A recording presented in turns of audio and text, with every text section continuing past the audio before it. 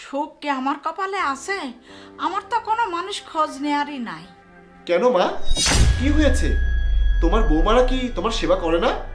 আমার দুইটা ছেলের বউ, একজনও আমার সাথে থাকে না, আবার ফোন করে খোঁজও নেয় না।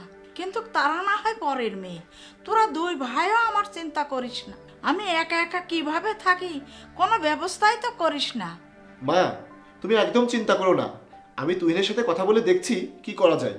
বেঁচে থাকতে কিছু করিস, মরে গেলে করে তো লাভ নাই।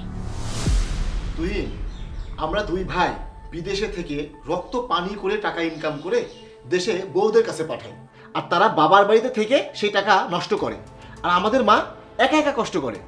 হ্যাঁ ভাইয়া, এটা তুমি ঠিক কথাই বলেছো। এখন এই বউদের কিভাবে মায়ের সেবায় লাগানো যায় সেই প্ল্যান করো। শোন, আমি একটা প্ল্যান আগেই করেছি। আমরা আজ দুই ভাই আজই আমাদের বউদের ফোন করে বলবো, যতদিন তারা বাবার বাড়িতে থাকবে ততদিন আমাদের মাকে তাদের বাবার বাড়িতে 15 দিন করে রাখতে হবে। যদি না রাখতে চাই তাহলে কি করব? যদি রাখতে না চাই তাহলে আমরা বিদেশ থেকে তাদের টাকা পাঠানো বন্ধ করে দেব। বাহ, ভালো বুদ্ধি করেছো তো ভাইয়া।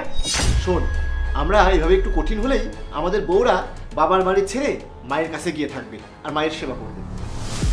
হঠাৎ এই অবেলায় ফোন করলে কেন? কেমন আছো সেটা জানার জন্যই ফোন করলাম। আমার কাছে আর একটা টাকাও নেই, কিছু টাকা পাঠাও। টাকা দিব, তার আগে বলো, তুমি আমার মায়ের কোনো খোঁজ নিছো? সে কেমন আছে? গত মাসে ফোন করেছিলাম, সে ভালোই আছে। 1 মাস আগে ফোন দিছো, তাতেই তোমার দায়িত্ব শেষ? এই বুড়া মানুষটা একা একা থাকে, একা একা রান্না করে খায়। একবার নিজের বিবেকের কাছে প্রশ্ন করে দেখো তো, এটা কি তুমি ঠিক করছো? আমার আর এত কিছু ভালো লাগে না। তার ছেলের বউ তো আরো একটা আছে, তাকে কিছু বলতে পারো না? হ্যাঁ, আমরা দুই ভাই মিলেই সিদ্ধান্ত নিয়েছি, যতদিন তোমরা তোমাদের বাবার বাড়িতে থাকবে ততদিন আমার মা 15 দিন করে তোমাদের কাছে গিয়ে থাকবে। আমার মা আর একা থাকবে না। আরে না না, আমাদের এখানে তো রুম নাই, সে কিভাবে থাকবে? আর আমার বাবা পারবে না 15 দিন তাকে বসে বসে খাওয়াতে। না পারলে তুমি আমার মায়ের কাছে গিয়ে থাকো। তোমাকে তোমার বাবার বাড়িতে থাকলে আমি আর টাকা দেবো না, সেই টাকা দিয়ে আমি আমার মায়ের সেবা করার জন্য কাজের মানুষ রাখবো। এ তো দেখছি মহাবিপদ, পরে সবই হারাবো। এক কাজ করি, তার চেয়ে রাজি হয়ে যাই। আচ্ছা ঠিক আছে, আমি কালই চলে যাব। ঠিক আছে। তুমি বাবার বাড়িতে আর কতদিন থাকবা? আজীবন থাকবো। আমার এখানে থাকতে ভালো লাগে, তোমার ওই বাড়িতে থাকতে আমার দম বন্ধ হয়ে যায়। তোমাকে বললাম আমার ভাইকে বিদেশ নিয়ে যাওয়ার কথা, তার কি করলা? নিজের জেলায় বাসি না, তার উপর আবার তোমার ভাইয়ের ভিসা। আচ্ছা ভিসা দেব, আগে কথা শোনো।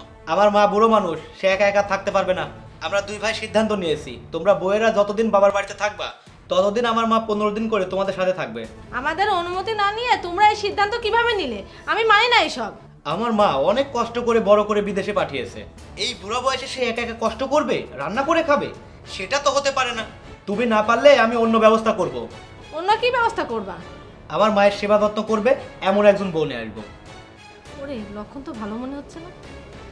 আচ্ছা, তোমার আর কিছু করতে হবে না, আমি কালই মায়ের কাছে যাব। কথা যেটা বলেছো সেটা মনে রেখো, নইলে কিন্তু নিজের কপাল নিয়ে নিজেই ভেবে দেখো।